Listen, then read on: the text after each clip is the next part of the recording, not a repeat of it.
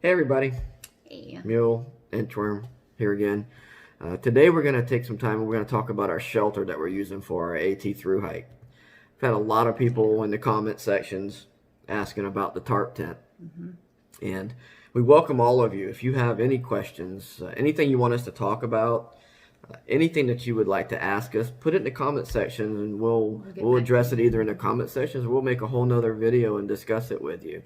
We're very open to any communication, but the most important thing for us and able to keep this channel going is we really need you to go to that little button over there, whichever side it is, and click it. Hit subscribe.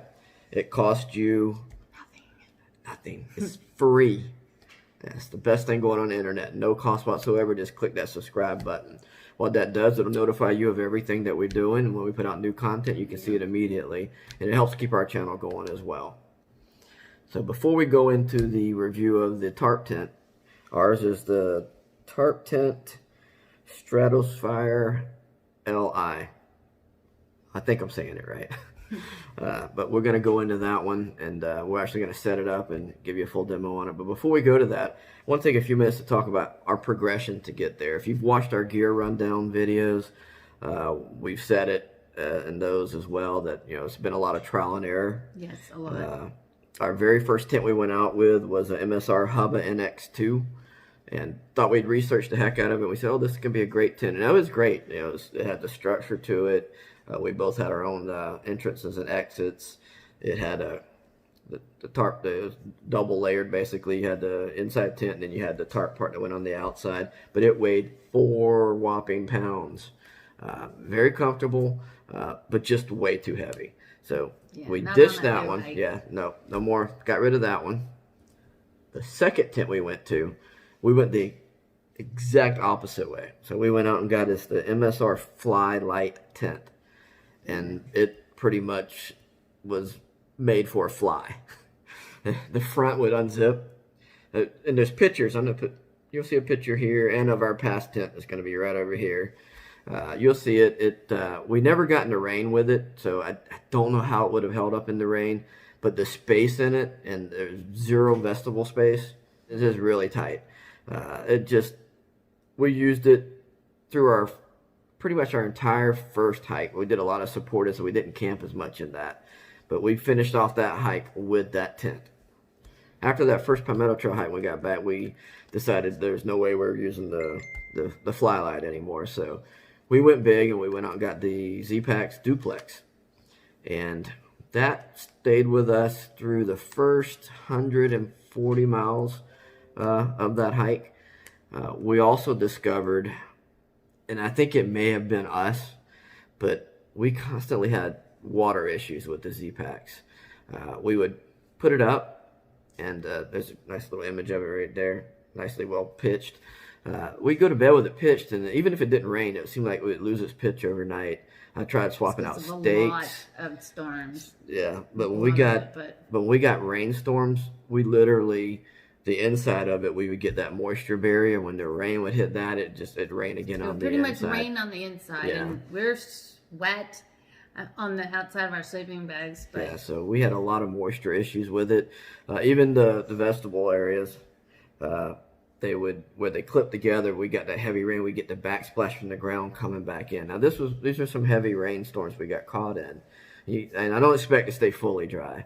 But I was hoping for a little bit more moisture protection. Again, it could be my operator area and pitching the tent. When it was small rains, it didn't even really do anything. Yeah. So we had that for about 130 miles of that second hike. And then not midways, but after that 130, 40 miles, 20 miles, whatever it was that we had the duplex, we got into Newberry, South Carolina, and we actually zeroed there for 2 days.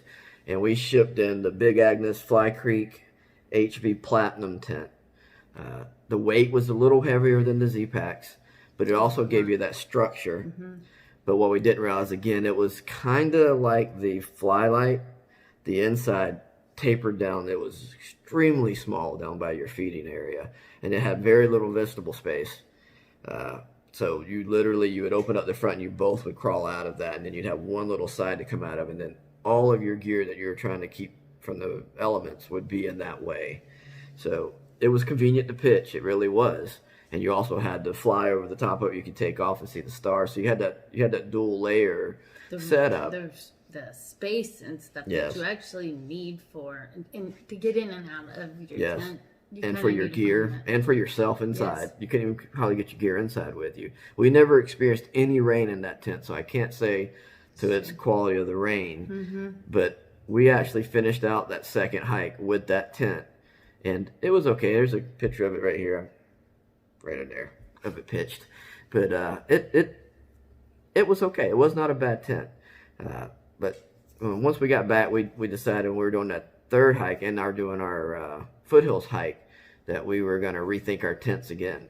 So our fifth tent ended up being us going back to our Z-Packs duplex. We got home, we set them all up, played with them all, thought it all back out. And one thing the Z-Packs did that these other ones didn't is you had all that space for your gear on outside in your vestibule areas.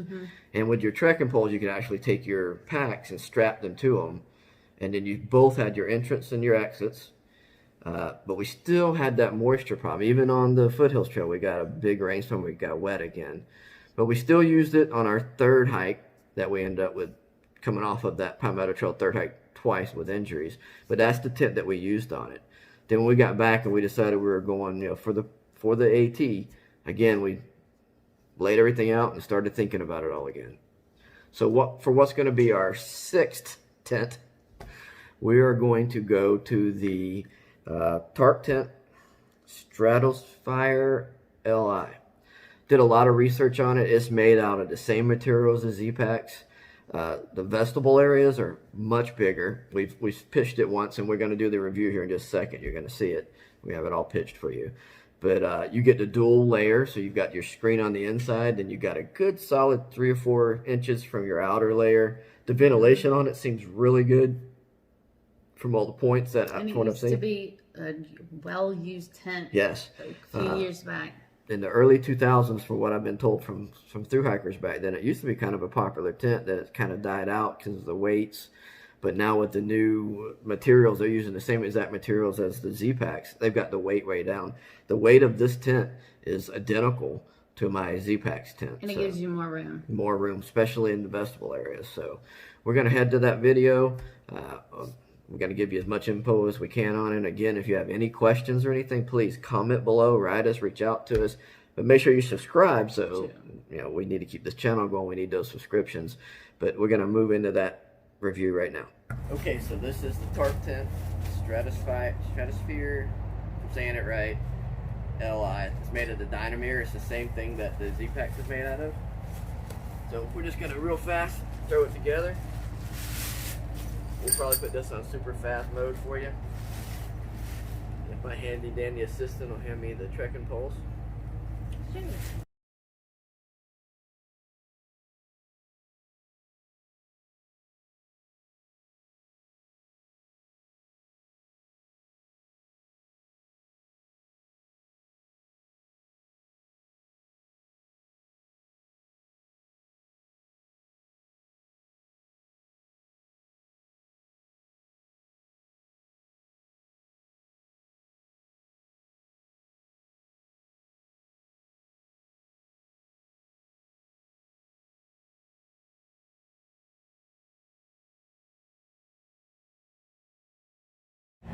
Alright, well here it is together. Didn't go that smoothly for me putting it up, but it's only my third time doing it. Get better with time. You can almost see the inside layer right in there. Now what this does that the Z-Packs doesn't do, you got ventilation over here. It velcros off. You can see it. So you get some ventilation there. You have excellent ventilation here. And same on this side. You can open this up and you get some more ventilation. It velcros back down over here. With more ventilation. And the vestibule areas are really big.